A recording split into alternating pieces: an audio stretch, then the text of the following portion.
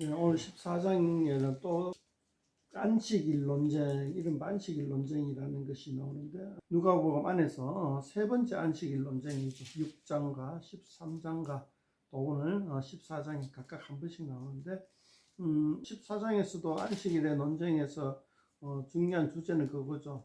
인권, 사람을 살리고 사람을 위하고 사람 중심의 안식일 제도에 대해서 이야기를 합니다.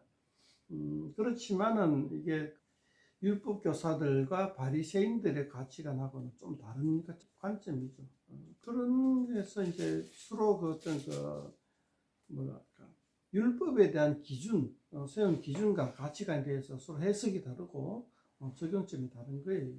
예수님이 전혀 새롭진 않지만은 율법 교사들과는 정반대되는, 그렇지만은 좀 더 모세오경, 토라, 율법에 근본적으로 일치하는 그러한 기준들을 예수님이 새롭게 제시를 합니다.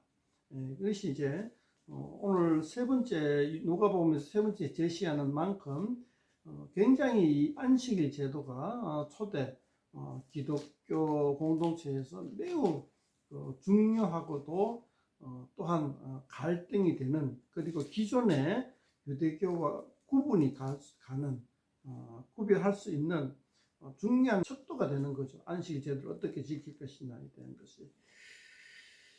실제로 AD 한 70년 그 예루살렘 성전이 회파되고 난 다음부터는 이 안식일에 성전 제의 의식을 행하는 것이 사라지게 됩니다. 사라지게 되고 이 회당 중심으로 많이 사람들이 움직이게 되는데요. 그 부분에 있어서 유대교인들도 많이 유대교 의식들이 바뀌게 됩니다. 그렇지만 그 바뀌게 됨에도 불구하고 여전히 그 예수님의 관점까지 다가가지 못하는 것을 볼 수 있는 거죠. 그런 안식일 제도에 대한 이야기가 끝나고 난 다음에는 이제 7절부터 보면은 제가 조금 부정적인 단어로 많이 쓰는 게 있는데 그 처세술이라는 거죠. 7절부터 보면은 14절까지는 좀 그런 처세술이 아닌가 싶은, 잠언에서나 볼 수 있는 그러한 교훈들로 채워져 있습니다.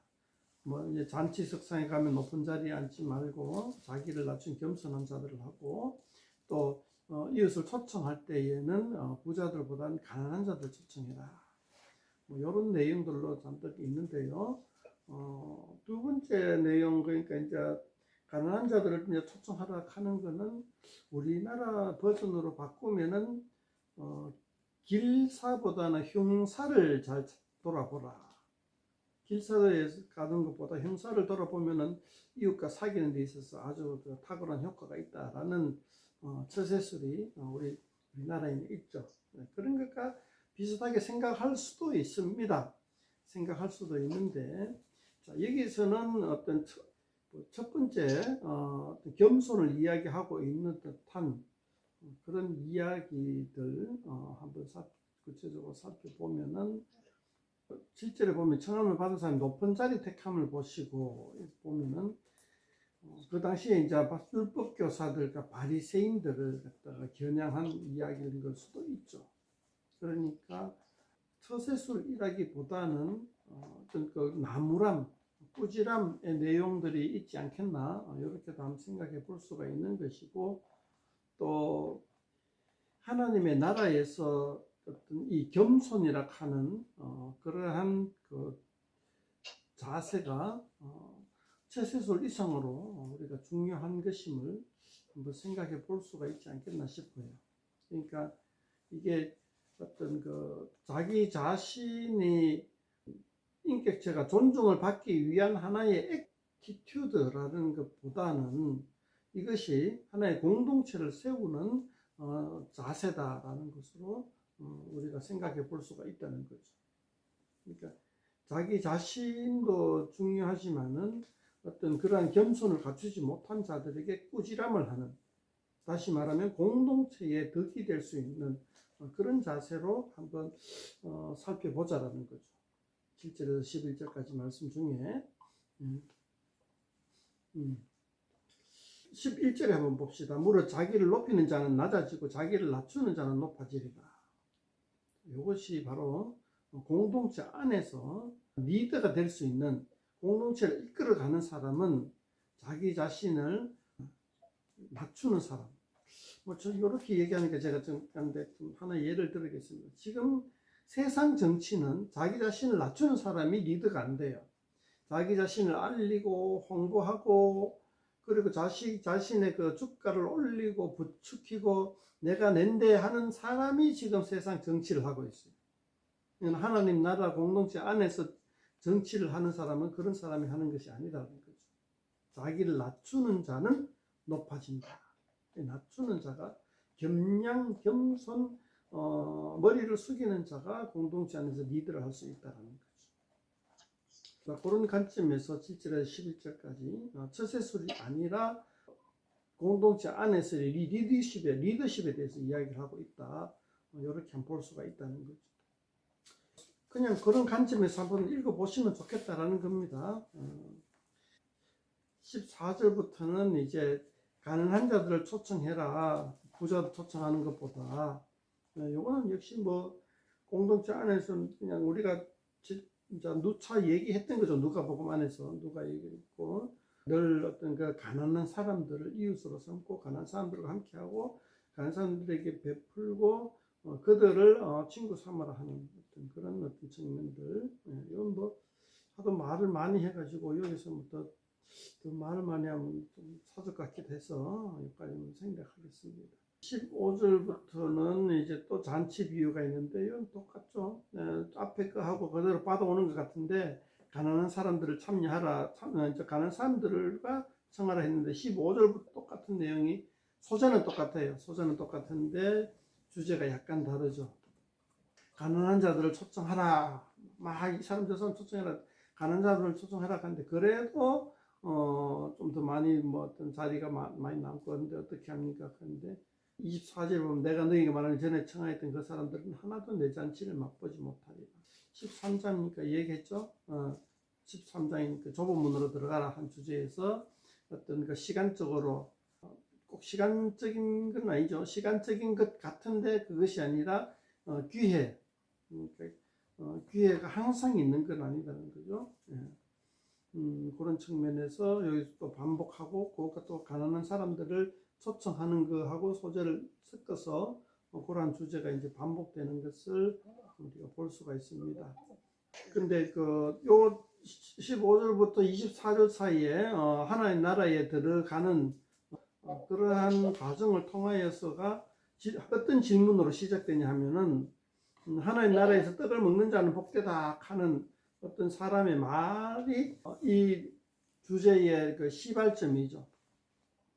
다시 한번 봅시다. 이 주제를 왜 꺼내게 되냐 하면, 하나님 나라에서 떡을 먹는 자는 복되다 했는데, 자, 이렇게 말하니까 어떤 느낌이 와요?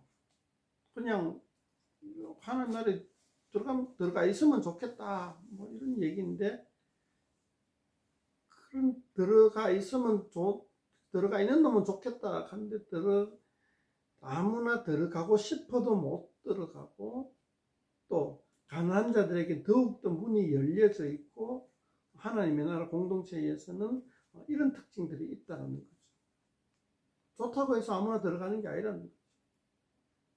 요즘 교회는 보면은 교회 문턱을 낮춘다 하고 뭐 그래가지고 뭐 굉장히 어떤 게 있는데, 가만히 보면은 교회가 초청을 하는 데 있어 가지고 너무 속없이 초청을 하는 거예요. 아무나 올 수는 있는데 아무렇게나 오지는 못하는 거죠. 근데 마음의 자세도 필요 없고 뭐도 필요 없고 무조건 와서 출석만 좋으니까 온갖 그 당근을 던져요. 근데 이 성경책이나 신약 성경책이나 좀 이렇게 어느 정도 자리가 잡혔던 초대교회 시절에는 복음을 전하고 복음을 하나님 나라에 초청을 할 때 당근으로 초청한 적은 거의 없다고 봐요. 그러니까 누구든지 나를 따라오거든 자기 십자가를 지고 따라오라. 이제 이 7절 말씀이죠. 그런 측면으로 이렇게 초청을 하는 거죠. 25절, 이제 어떻게 25절 넘어가 버렸는데요. 하나님 나라에 들어가는 게 이제 그런 어떤 측면들이 있다는 거죠.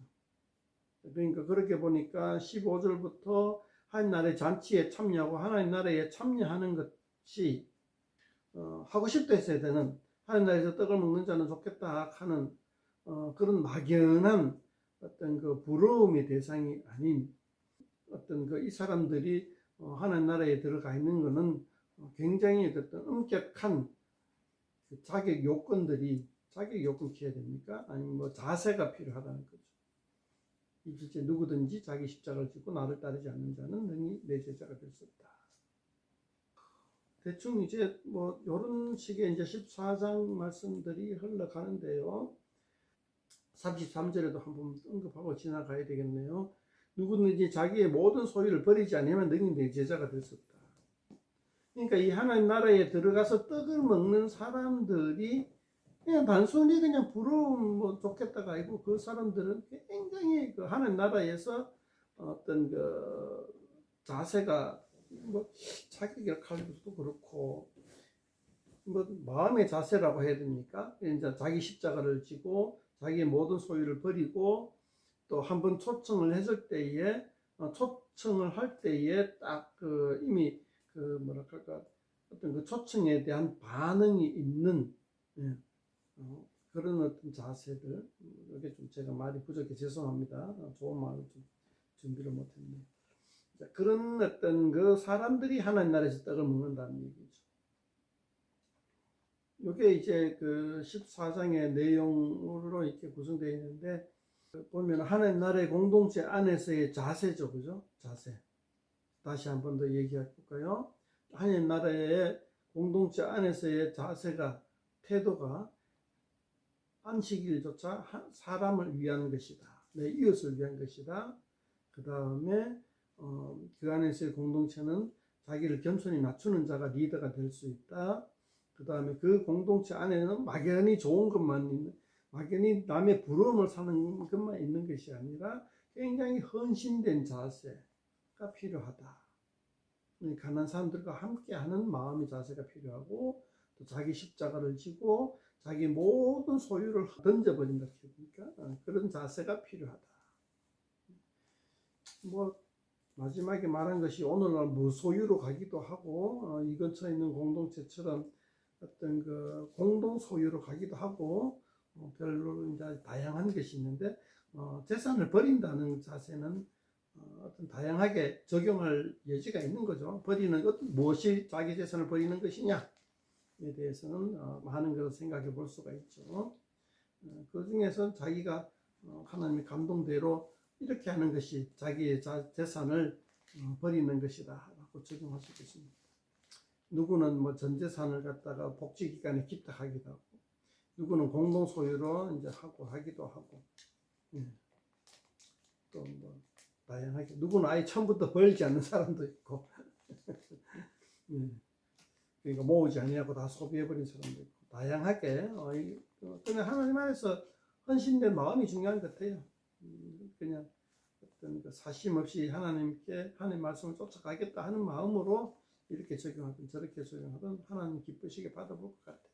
그러나 좀 지혜롭게 하면 좋겠다라는 것이 우리의 바람이죠. 네, 이상입니다. 또 하고 싶은 말씀 있으면은 해주시면 좋을 것 같아요. 14장에서는 천국 멤버의 자세,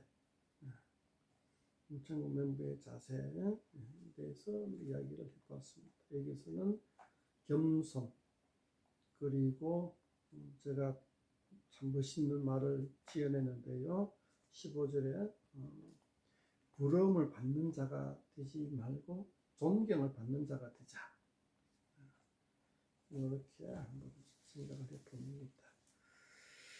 똑같이 이런 비슷한 패턴이 그거죠. 저 앞에 보면 예수님의 자매, 형제들, 자매들과 엄마가 와가지고 딱 하니까 누가 내 형제요, 자매요, 모친인가?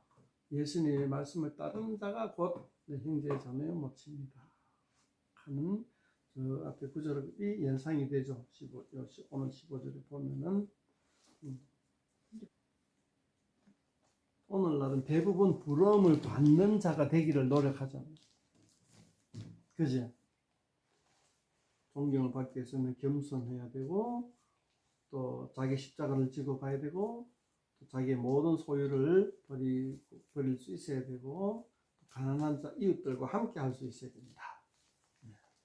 그리고 안식일조차도 우리가 사람을 위해서, 이웃을 위해서 안식일을 거룩하게 보낼 수 있어야 한다. 이런 정도로 말씀을 마무리하겠습니다.